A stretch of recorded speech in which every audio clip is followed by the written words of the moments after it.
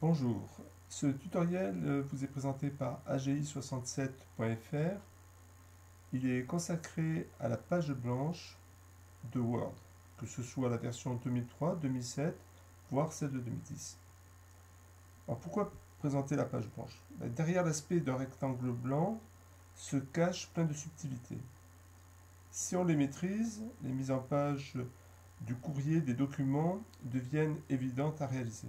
Sinon, on va toujours se demander pourquoi un alignement de texte ne se fait pas, pourquoi un simple caractère modifie l'aspect de la feuille. Alors une page blanche, c'est composé de lignes. Voilà, donc on a ici identifié par des couleurs ces lignes.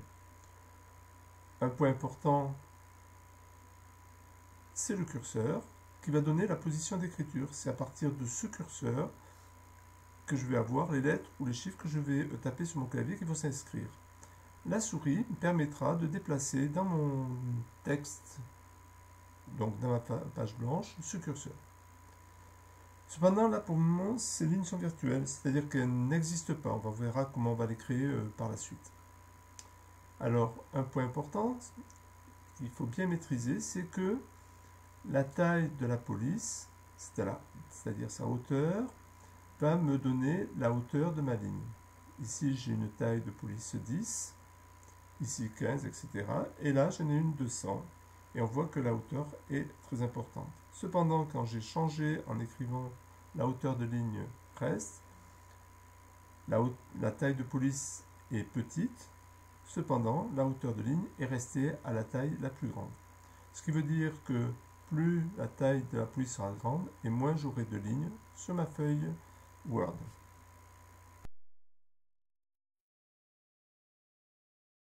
On parlait tout à l'heure de lignes virtuelles. On va créer des vraies lignes. Et comment on crée des vraies lignes? Il suffit de cliquer sur le bouton validation, c'est-à-dire ce bouton-là, et lui crée des vraies lignes. On voit que on a un sigle particulier en début de ligne. On peut visualiser ce sigle particulier en allant sur les barres d'outils. Vous trouvez ce sigle, c'est-à-dire, moi j'appelle ça le pingouin. Et si vous tapez dessus, vous allez pouvoir visualiser les caractères ou les particularités de la feuille qui ne sont pas imprimables.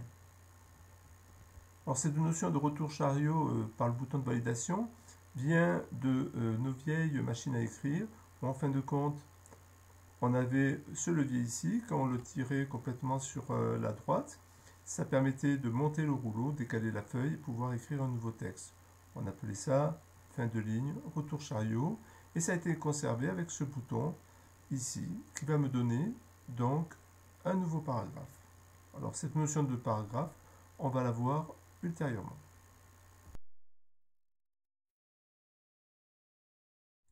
Alors maintenant, on va voir une notion qui est importante, c'est la création d'une nouvelle ligne. Une nouvelle ligne se fait par rapport à la position du curseur qui est ici. Cette position va être renvoyée à la ligne dessous avec toutes les caractéristiques de la ligne où elle est. C'est-à-dire que je vais avoir une taille de 20 pour la police, ça va être en rouge, je vais avoir les mêmes tabulations qu'en haut, les mêmes retraits de paragraphes. Voilà. Donc en cliquant sur validation, voilà ce qui se passe. Mon curseur lui revient à la ligne ici, et on voit qu'on a gardé les mêmes caractéristiques. Couleur, taille. Qu'est-ce qui serait passé si j'avais laissé mon curseur entre taille et 20? Eh bien, le chiffre 20 serait revenu ici à la ligne.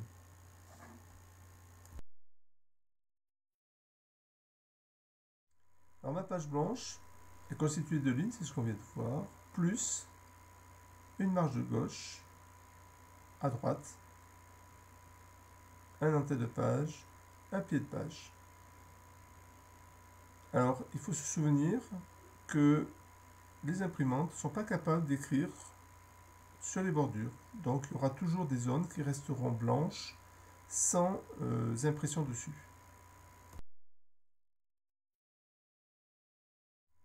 Alors maintenant on va voir la notion de longueur de ligne. Alors ici j'ai des lignes qui sont de longueur identique avec des marges identiques. Si je veux modifier la longueur de la troisième ligne, il suffit de sélectionner avec ma souris la troisième ligne. Donc là, je vois mon curseur qui est dedans. Et je déplace à partir du petit carré ici le retrait à gauche. Donc je peux diminuer la ligne, voire l'augmenter. Je peux le faire sur des cellules qui sont adjacentes ou non. On va faire non adjacente. Donc je vais avec ma souris devant la ligne que je veux modifier, je la sélectionne, j'appuie sur CTRL, je sélectionne la deuxième, la troisième par exemple, et là je prends toujours mon petit carré et je déplace. On voit donc les trois lignes que j'ai sélectionnées qui ont été modifiées devant et derrière.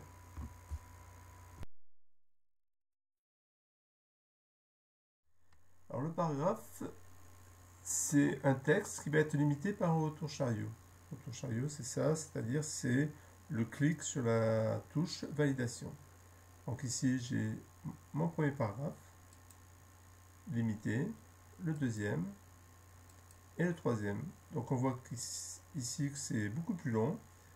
Le texte a été écrit, Word a automatiquement renvoyé à la ligne.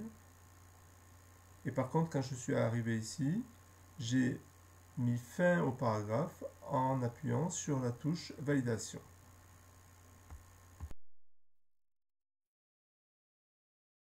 La tabulation est une notion très importante car elle va permettre de pouvoir aligner correctement des textes. Quand on commence avec Word, on a toujours tendance à mettre des espaces pour faire des alignements de texte. Et on se rend compte très vite que ça ne va pas et qu'on a toujours des décalages. Par contre, avec la tabulation, on aura des textes qui seront bien alignés. Dans l'exemple ici, j'ai aligné des A et des 1 avec la tabulation par défaut. Alors, cette tabulation par défaut n'est pas visible dans la règle ici. L'écart de tabulation est de 1,25 cm. Maintenant, je vais pouvoir personnaliser ma tabulation.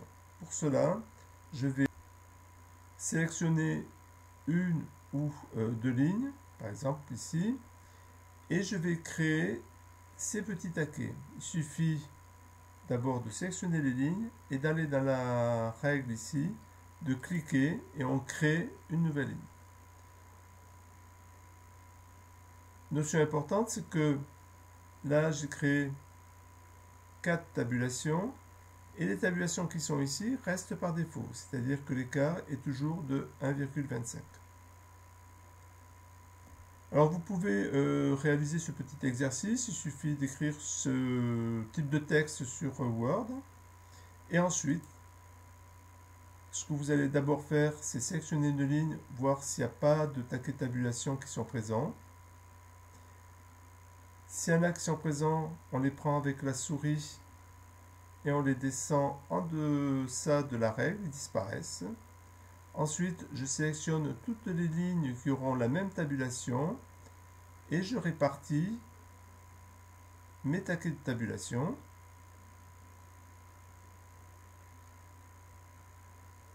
Au centimètre près, au millimètre près même de ma feuille. Et ensuite, je me mets devant la donnée et je tape sur le bouton tabulation.